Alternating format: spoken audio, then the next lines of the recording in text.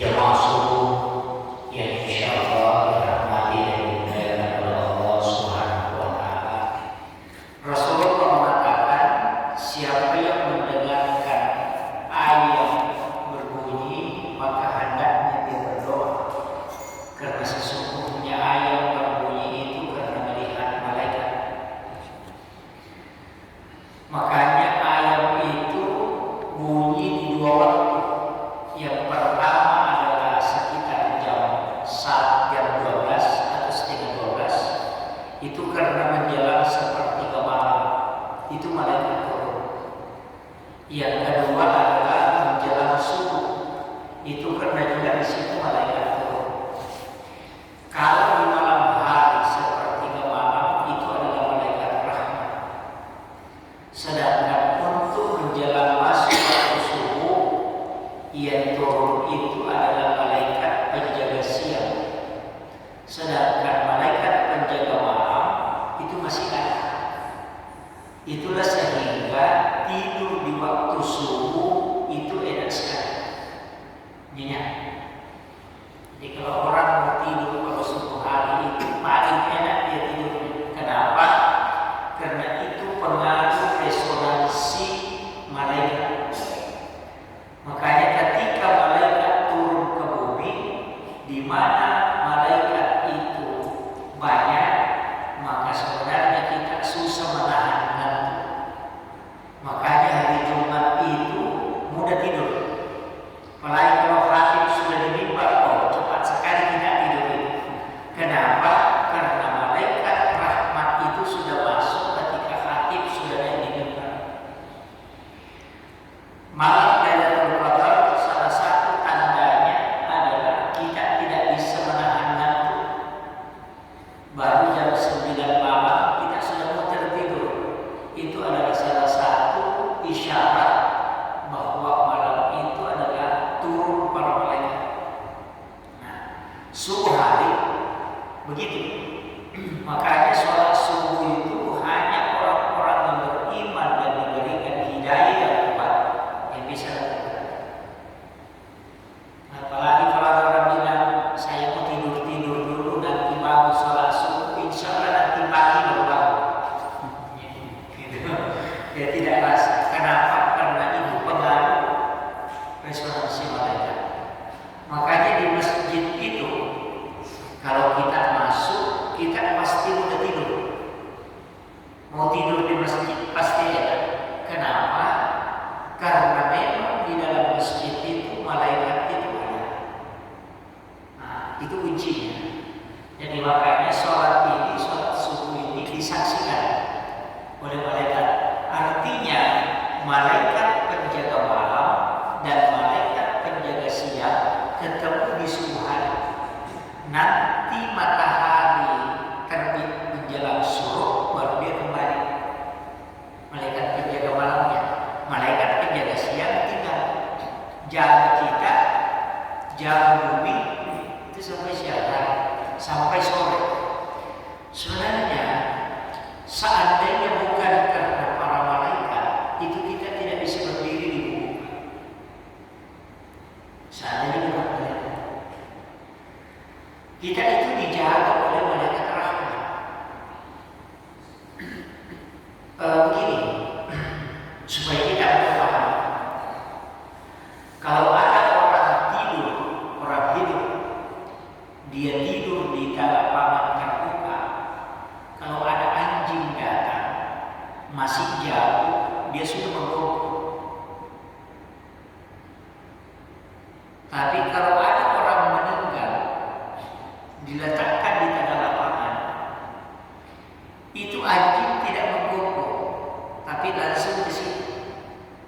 Kenapa anjing tidak langsung kepada orang yang masih hidup?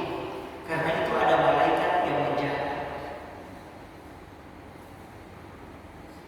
Kita di setiap malam tidur di rumah kita, di tempat tidur, itu puluhan tahun kita tidur, tidak ada semut yang naik ke tempat tidur. Tapi orang meninggal satu malam saja, walaupun dia tidak mau, malaikat semut akan berkurung.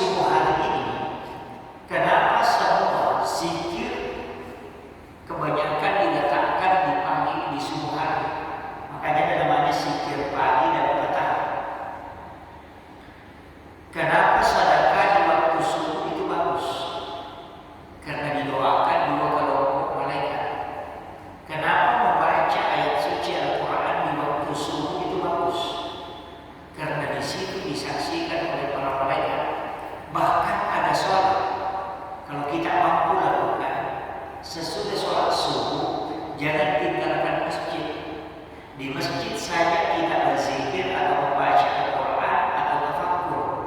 Nanti ketika masuk waktu isra, waktunya itu waktu suruh ya. Sholatnya disebut dengan sholat isra. Jadi waktunya disebut suruh. Itu 2 rakaat, bukan sholat duha. Jadi sholat yang dikerjakan setelah sholat subuh, tapi waktunya sekarang jam 6 lewat 7 menit. Itu waktu suruh. Kalau di sini tidak ada tertulis. Itu waktunya disebut dengan waktu suruh. Itu sholatnya disebut sholat sunnah isra. Ya, sholat itu Rasulullah mengatakan, siapa yang melaksanakan sholat sunnah suruh itu sama pahalanya kalau dia melaksanakan ibadah umrah bersama saya 3 kali. Tamat,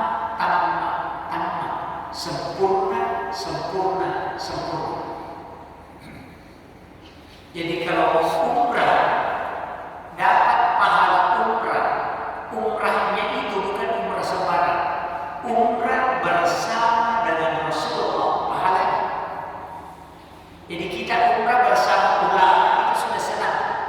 Tapi Nabi janjikan siapa yang sholat subuh berjamaah dan tidak meninggalkan masjid setelah itu kecuali kebutuhan seperti buang air besar, buang air kecil bisa dia keluar, kemudian tinggal di dalam masjid berzikir ataupun tafakkur ataupun membaca Al-Quran, kemudian masuk waktu subuh dia melaksanakan sholat sunat ringan 2 rakaat yang disebut dengan sholat sunnah isra, maka dia mendapatkan pahala umrah bersamaku 3 kali. Tamat. Jadi kalau umrah sekarang bayar 30 juta. Seandainya Pak jamaah masjid dikasih tahu, siapa yang datang ke masjid sholat subuh berjamaah tidak tinggalkan masjid kecuali selesai sholat sunat subuh, dikasih uang 90 juta. Insya Allah jam 3 malam sudah di masjid. Sudah di masjid. Tapi kenapa berat? Karena itu pahala. Tidak nampak. Pahala itu tidak pernah kelihatan kecuali nanti orang meninggal baru kelihatan. Jadi pahala itu tidak bisa ditahu. Tidak bisa ditahu bagaimana modelnya, bagaimana, tidak akan ada yang tahu. Nanti ketahuan ketika orang sudah meninggal. Jadi kalau sekarang mau lihat pahala, tidak bisa. Kalau Bapak mau lihat pahala, gampang, mati saja. Salah kelihatan. Itu kuncinya. Makanya banyak orang yang tidak percaya. Banyak orang tidak percaya. Karena memang tidak kelihatan. Yang kelihatan itu adalah berkah, istilahnya rahmat Allah yang kepada kita itu bisa dirasakan. Itu pun tidak bisa kasat mata, tapi bisa dirasakan. Cuma ada ulama yang bisa melihat itu. Ada. Dosa itu bisa dilihat. Ada yang bisa lihat dosa. Imam Abu Hanifah itu pernah diberikan kasyaf sehingga dia bisa tahu dosanya para pezina. Saya punya guru di Makassar, itu dosen. Dia dosen bahasa Arab di Pasca Sarjana UIN Al-Umin Makassar. Dia tahu kalau orang junub. Jadi kalau mahasiswa menghadap dan dia dalam keadaan junub, dia tahu. Saya pernah punya guru itu di Jawa. Dia tahu kalau orang tidak ada wudunya. Jadi kalau orang tidak ada wudunya, dia bisa tahu. Saya waktu itu menguji beliau sholat tidak berwudu, dia bisa tahu. Dia cuma tunjuk yang sana keluar berwudu kemudian pulang sholat. Ulama itu begitu, yang kasyaf, yang masuk ke dalam tasawuf itu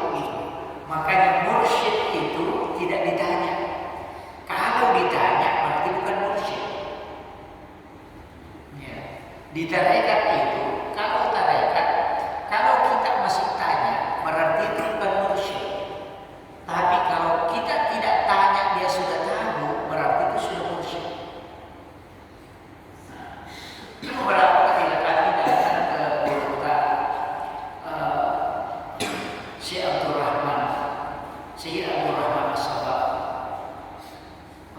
datang ke beberapa hari ke Makkah, tarekat Khalwati Yusufiyah Makassar. Ada hal yang kita ingin tanyakan, pas sampai di rumahnya langsung itu yang dia kasih tahu kita. Yang kita mau tanyakan itu langsung dia kasih tahu. Dari mana dia tahu bahwa itu yang kita mau tanyakan? Itu karena hatinya sudah tebus. Itulah mursyid. Kalau kita datangi orang, kita masih tanya baru dia jawab, berarti itu bukan mursyid, baru pembimbing, murabbi namanya, orang yang memberikan bimbingan. Tapi kalau dia sudah tebus, itu bukan lagi murabbi, tapi namanya mursyid. Itu dia. Jadi kalau ahli fikih namanya fuqaha. Kalau yang membimbing kita secara qalbu namanya murabbi. Kalau yang menuntun kita namanya mursyid. Nah, makanya kita harus belajar. Kita harus bermursyid sebenarnya. Mursyid itu adalah guru yang membimbing kita. Penting harus ada. Masa Al-Quran kita pelajari, kita butuh guru, baru pembimbing. Kalau kita tidak punya guru, baiknya bahaya. Nah, belajar akan begitu. Kemudian, walaupun di dalam agama ini ada beberapa yang bisa kita tidak pakai guru. Belajar fikih itu biar tidak pakai guru, biar di YouTube. Tapi sebenarnya di YouTube itu juga pakai guru, di buku itu pakai guru, karena yang menulis buku juga ulama. Makanya kalau ada orang bilang kita kembali saja kepada Al-Quran dan hadis, kembali kepada sunnah, tidak usah pakai pendapat ulama, itu cerita mati. Cerita mati. Kenapa? Kau bisa mengaji melalui mana? Bukan melalui Rasulullah, tapi melalui ulama. Dan begitu. Ada sekarang itu penjarawan yang mengatakan, tidak usah pakai ulama, tidak usah kembali ke ulama, langsung kepada Rasulullah. Pendapatmu itu benar kalau kau hidup di masa Nabi. Kalau hidup sekarang itu salah betul. Gitu kan begitu. Nah, makanya sekarang kita lari ke pewarisnya Nabi. Al ulama warasatul anbiya. Ulama itu pewarisnya para nabi. Maka belajarlah agama ke ulama. Ambil ilmu ke ulama. Nah, banyak ilmu itu bisa kita ambil. Sayyidina Ali karramallahu wajhah, itu Sayyidina Ali diberi gelar karramallahu wajhah. Itu sahabat Nabi kan ada gelarnya. Abu Bakar disebut dengan As-Siddiq. Umar diberi gelar dengan Al-Faruq. Sayyidina Ali diberi gelar dengan sebutan karramallahu wajhah. Itu ada kisahnya. Kalau Abu Bakar As-Siddiq, Abu Bakar yang membenarkan. Kenapa? Karena peristiwa Isra Mi'raj itu dia terima. Jadi orang yang pertama meyakini, mempercayai ketika Nabi mengatakan Abu Bakar, dan itu keyakinan yang kuat. Ketika ditanya Abu Bakar, bagaimana menurut kamu Abu Bakar? Apakah betul itu Muhammad bisa melakukan perjalanan dari Masjidil Haram ke Masjidil Aqsa hanya semalam saja? Apa kata Abu Bakar? Kalau itu masih kecil, kalau Nabi menyampaikan yang lebih besar dari itu, saya percaya. Makanya disebut dia dengan As-Siddiq. Umar disebut dengan Al-Faruq dari kata Furqan, paling tahu membedakan halal haram. Tidak ada sahabat Nabi, bahkan Rasulullah pernah mengatakan, seandainya Allah mengutus Nabi sesudahku, seandainya Allah mengutus Nabi sesudahku, maka dia akan mengutus Umar. Gitu. Jadi Umar itu saking takutnya hukum, makanya disebut dengan Al-Faruq dari kata Furqan, membedakan antara halal dengan haram. Jadi Umar itu paling tahu halal haram. Dan hebatnya Umar, bahwa Umar itu karawahnya, kalau dia makan makanan dan makanan itu tidak halal, langsung perutnya muntah. Jadi kalau ada makanan tidak halal, langsung dia muntah. Perutnya tidak bisa menerima makanan haram. Makanya disebut dengan al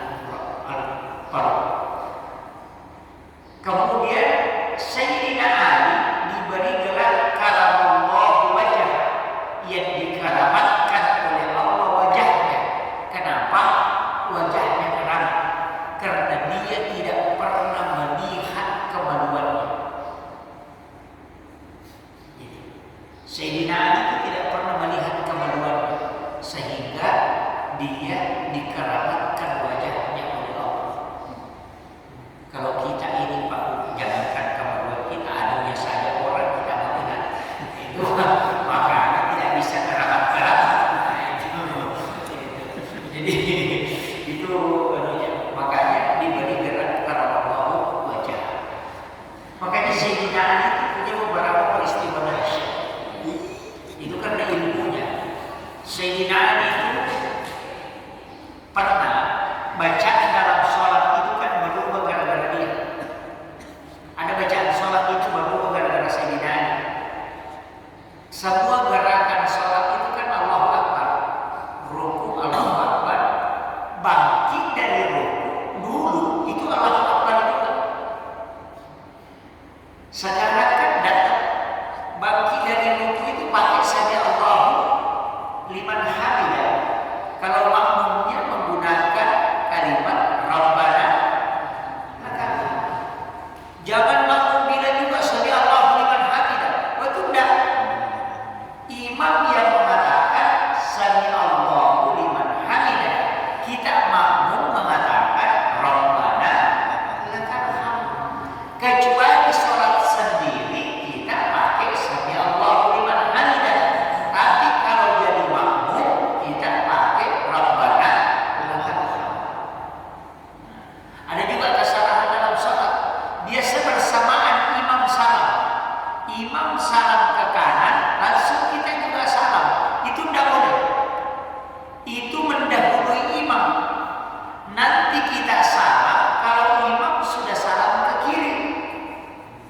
Makanya bahwa itu nanti mengatakan assalamualaikum kalau imamnya salam ke kiri. Karena kapan bersamaan itu mendahului imam. Jadi tidak boleh itu. Ayat tasawuf imam. Tidak kena imam ini untuk salam ya, hanya untuk salam. Jadi pemakaran imam assalamualaikum warahmatullah. Ayat tak kena jangan kita salam. Tidak, nanti dia ke kiri baru kita salam ke kanan. Kapan bersamaan kita ke kanan berarti kita mendahului imam. Nah ada orang itu Pak dijamin masuk neraka dan di dalam neraka dibangkitkan di dalam neraka diganti kepalanya kepala binatang. Siapa? Orang yang mendahului imam. Ada kan orang yang mendahului imam rukuk, baru imam bilang Allah baru besar masuk Allah. Tidak usah, jangan mendahului.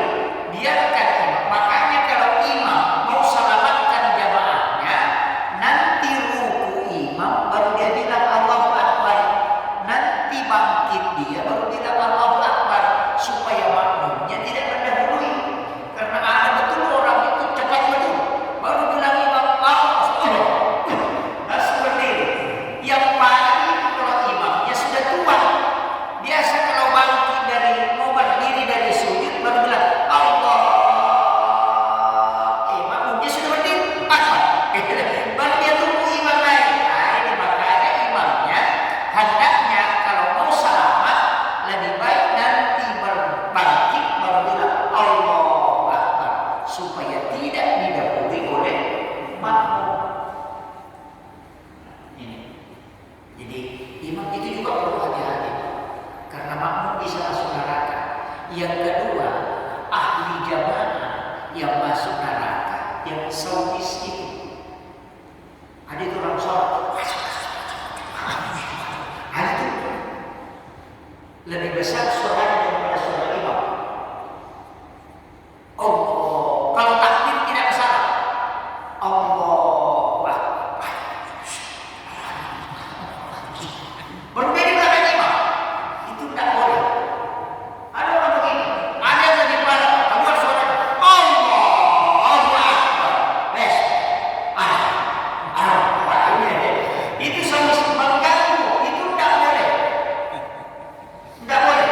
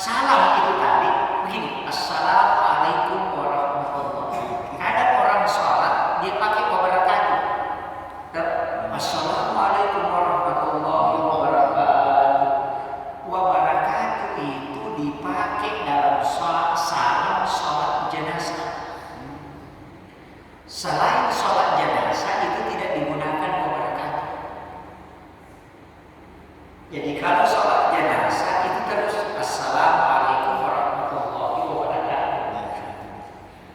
Kalau sholat fardu, sholat sunnah, selain sholat jenazah, assalamualaikum warahmatullahi. Assalamualaikum warahmatullahi. Itu penjelasannya Dr. Profesor Dr. Nasaruddin Umar, MA, Imam Besar Masjid Istiqlal Jakarta, ketika dia mentarjih hadis tentang salam dalam sholat. Jadi Rasulullah menggunakan salam sempurna pada sholat jenazah, tapi tidak menggunakan salam sempurna selain sholat jenazah. Tapi pertanyaannya, bagaimana kalau saya sempurnakan assalamualaikum warahmatullahi wabarakatuh? Tidak bisa. Makanya Muhammadiyah pakai dua-dua. Kalau dia salam ke kanan pakai assalamualaikum warahmatullahi, kalau ke kiri assalamualaikum warahmatullahi wabarakatuh. Nah, Muhammadiyah pakai dua-dua. Ini makanya nggak usah berdebat yang salah itu kalau tidak salah. Itu aja. Penting salah. Kemudian ini tadi makanya di dalam sholat ini begitu. Jadi kita ini sebenarnya kalau sudah sholat subuh bagusnya begitu. Saya punya ilmu dari salah satu ulama kita, kan saya pernah juga baca di kitab memang. Utamanya kita yang tinggal di pulau begini, tidak usah tinggalkan dulu masjid sebelum siang, sebelum kelihatan jalan. Orang tua dulu pesan begini, ada usaha masih itu usaha, ada usaha padan lek, ada usaha. Jangan kau tinggalkan masjid kalau kau masih belum melihat jalan pulang. Jadi kita jalan pulang, dilihat itu jalan pulang. Artinya kalau tanah sudah kelihatan, bisa pulang. Kalau tanah belum kelihatan, jangan pulang. Kenapa? Karena rezeki pasti susah. Orang yang sudah sholat subuh tinggal di masjid zikir, nanti kelihatan tanah baru pulang, itu tidak susah jadi rezeki. Jadi ada beberapa yang mempelajari yang menjauhkan rezeki, termasuk kalau makan tangannya itu jauh. Karena ada orang makan begitu kayak eskapator. Ada ikan di depannya, tangannya belum berapa saat. Itu orang begitu Pak, kalau cari rezeki susah. Itu hikmahnya. Makanya ambil dia di depan. Rasulullah mengatakan ambil dia di depan, Allah akan mudahkan rezeki. Di situ diuji. Ingat kalau tangan mau melangkah jauh begini, kalau tangannya menyeberang begini kayak eskapator begini, ingat itu bahwa ambil dia di depan, rezeki akan datang. Kalau kau ambil yang jauh, maka rezeki pun akan menjauh. Jadi yang menolak rezeki itu banyak menolak rezeki, termasuk sadar di dalam pintu itu menolak rezeki Tuhan. Menyapu di rumah di malam hari itu juga menolak rezeki. Membuka jendela sampai maghrib itu juga menolak rezeki. Menggunakan pakaian yang sementara dipakai sebagai lauk, biasa HP diletakkan di baju, kacamata diletakkan di baju, itu menolak rezeki Tuhan. Itu ada di kitab Imam Syafi'i dalam kitab Ta'lim Utama. Orang tua dulu mengatakan pamani. Cuma sekarang orang tidak pakai, menjadikan pakaian sebagai lap dengan alasan mau dicuci, baru dipakai kembali. Jangan coba-coba pakai untuk mencari rezeki, tidak akan berhasil. Misalkan ada orang buka baju bilang ini dicuci besok, itu yang dijadikan lap, baru dia kasih masuk di tempat pakaian itu dicuci. Jangan pakai pakaian itu mencari rezeki, tidak akan berhasil. Itu kan semua. Jangan biarkan makanan berserakan, karena di situ ada janji. Jadi memang luar biasa Pak, jangan makan di tempat itu. Itu Pak, termasuk pakaian itu tidak boleh digantung di luar rumah bermalam, karena itu akan ditempati jin. Ya semua. Makanya sebenarnya orang yang cari rezeki ini harus tahu aturannya. Kalau kita sudah lakukan itu insya Allah tidak susah.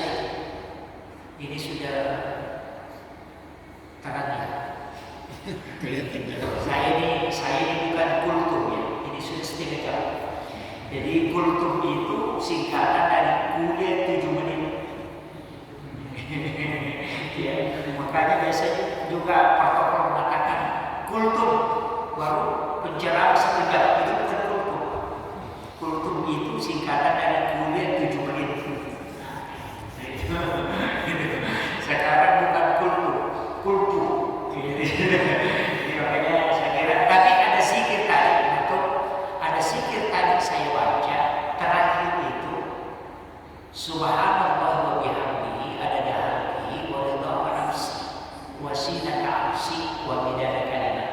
Hafal itu. Itulah zikir. Kalau orang baca mulai sholat subuh dia berzikir sampai menjelang duhur baru ditimbang pahalanya. Yang saya baca tadi ini lebih berat pahalanya dibanding orang yang baca itu. Zikir. Itu Nabi pernah menegur orang yang zikir sampai menjelang siang. Baru Nabi baca 3 kali.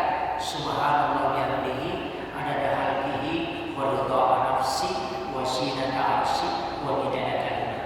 Dia ulang 3 kali. Baru Nabi mengatakan, kalau yang saya kalau kau baca itu dari tadi pagi ditimbang pahala